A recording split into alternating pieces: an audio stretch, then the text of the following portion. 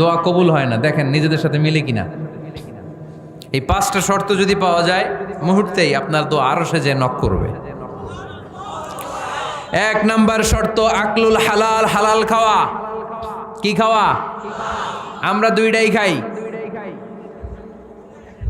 হালালও খাই, হারামও খাই। বেশি খাই কোনটা? হ্যাঁ, কি খান? আমি কই নাই কিছু, আপনারাই কইছেন।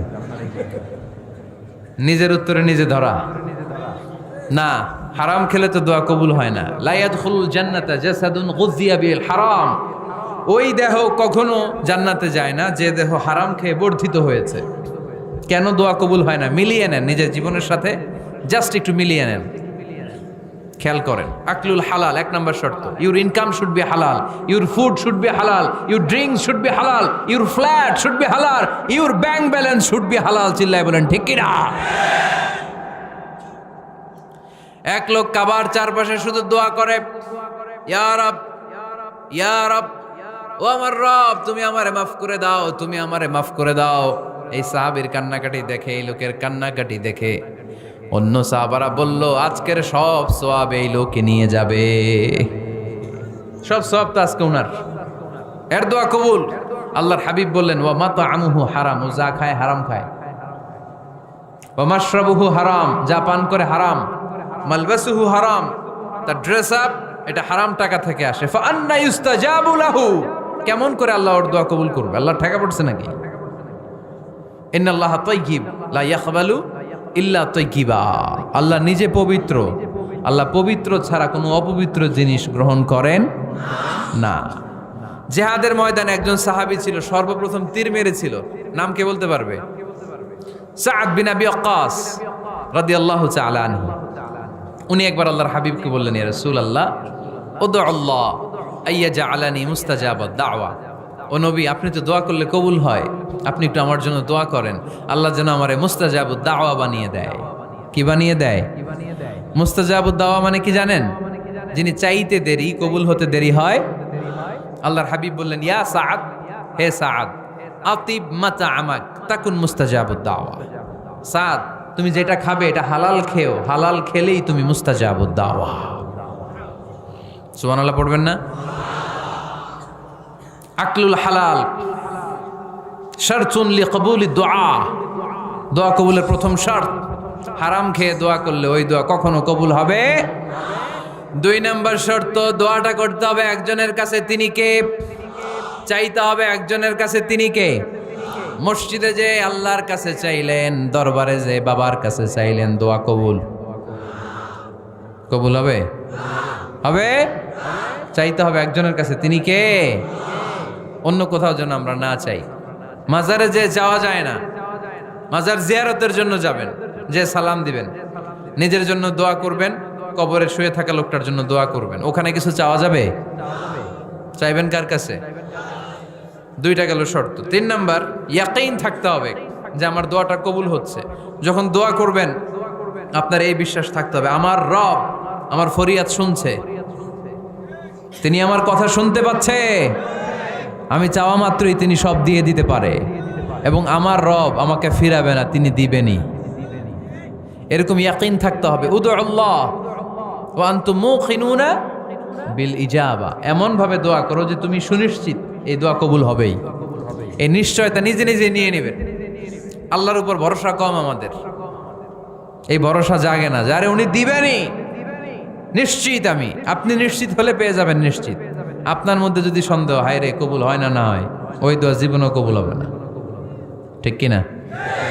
4 নাম্বার শর্ত, আসসালাতু আলা রাসূলিল্লাহ, আল্লাহর হাবিব সাল্লাল্লাহু আলাইহি ওয়াসাল্লামের উপর দুরূদ পড়া। কুল্লু দুআ মাহজুব মাওকুফুন বাইনাস সামাই ওয়াল আরদ, আমরা যা দোয়া করি সব আকাশ জমিনের মাঝখানে পেন্ডিং হয়ে থাকে। মা লাম ইউসাল্লা আলাইহি, আল্লাহর হাবিব বললেন যতক্ষণ না আমার উপর দুরূদ শরীফ পড়া হয়। আওয়াজ করে সবাই পড়েন সাল্লাল্লাহু আলাইহি ওয়াসাল্লাম।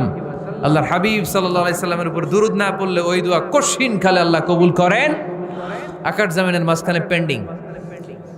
মেসেজ করেছেন আপনার বন্ধুকে, আপনার মোবাইলে টাকা নাই, মেসেজটা কি হয়ে থাকে? পেন্ডিং, তাই না? যখনই টাকা ঢুকাবেন সাথে সাথে সেন্ট, আপনার সব দোয়া পেন্ডিং হয়ে আছে আকাশ। আজকে দুরুদ পড়ে দিবেন সব সেন্ট, মুআল্লাক সব ঝুলে থাকে, মাহজুবুন মুআল্লাকুন বাইনাস সামাই ওয়াল আরদ। মনে থাকবে ভাইরা। 5 নাম্বার সর্বশেষ শর্ত হলো মুওয়াফাকাতুদ দুআই বিদ-দাওয়াব। শুধু দোয়ায় কাজ হয় না, দোয়ার সাথে মাঝে মাঝে দাওয়ারও দরকার আছে না নাই? দোয়াও লাগবে, দাওয়াও লাগবে, ঠিক কিনা? আপনার ছেলের জন্য আপনি দোয়া চাইতে আসলেন, হুজুর দোয়া করেন। অনেকে কলম নিয়ে আসে আমাদের কাছে, কলম। আমি ভাবছি আমারে গিফট করবে, পরে কয় না, গিফট না, ফু দিয়ে দেন, ফু দিয়ে দেন। কেন? আমার ছেলের পরীক্ষা, আপনার ফু পাইলে গোল্ডেন এ প্লাস। আমি কই সর্বনাশ, লেখাপড়া না করলে ডবল 0 পাবে, দোয়ায় কাজ হবে না। আগে পড়াশোনা করতে হবে, তারপরে দোয়ায় কাজ হবে, ঠিক কিনা? দোয়াটা ভ্যালিউ অ্যাড করে, ইট অ্যাডেড দ্য ভ্যালিউ। কিন্তু আগে লাগবে লেখাপড়া, আগে লেখাপড়া। অসুস্থ হয়েছেন, খালি দোয়া চাইতেছেন, চিকিৎসা নেয়া বড় সুন্নাহ। আল্লাহর হাবিব সাল্লাল্লাহু আলাইহি ওয়াসাল্লাম অসুস্থ হলে চিকিৎসা নিতেন, সুবহানাল্লাহ পড়েন। দোয়ার সাথে দেওয়া লাগবে। এক ছেলে পীর সাহেব হুজুরের কাছে দোয়া চাইছে, হুজুর আমার সন্তান নাই, আল্লাহ যেন একটা ছেলে দেয়, দোয়া করেন। হুজুর দোয়া করছে, ছেলে হয় নাই। পরের বছর আবার দোয়া, হুজুর দোয়া করেন আল্লাহ যেন ছেলে দেয়, ছেলে হয় নাই। তৃতীয় বছর আইসা বলে, হুজুর দোয়া করেন, ছেলে হয় নাই। পীর সাহেব হুজুর মনে মনে কয়, ঘটনা কি? ওর ছেলে হয় না কেন? জিজ্ঞেস করলো, বাবা তুমি কি বিয়ে করছো? কয় না, বিয়া তো করি নাই। পীর সাহেব হুজুর বললেন, আগে বিয়েটা তো করবি, তারপরই না সন্তান। তো বিয়ের পর্বটা তো সারো, তবেই না সন্তান পাওয়া যাবে, ঠিক কিনা?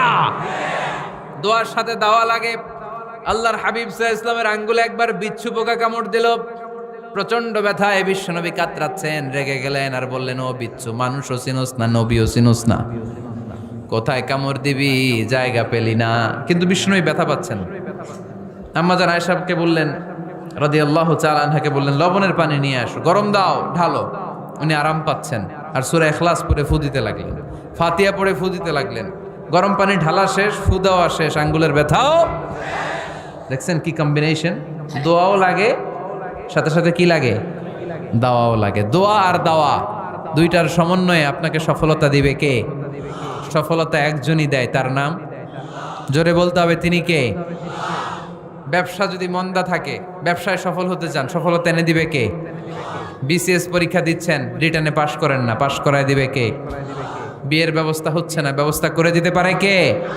পাসপোর্ট জমা দেয়া, হুজুর ভিসা লাগে না, হুজুর কিচ্ছু করতে পারবে না, করতে পারে একজন, চিল্লায় বলেন তিনি কে?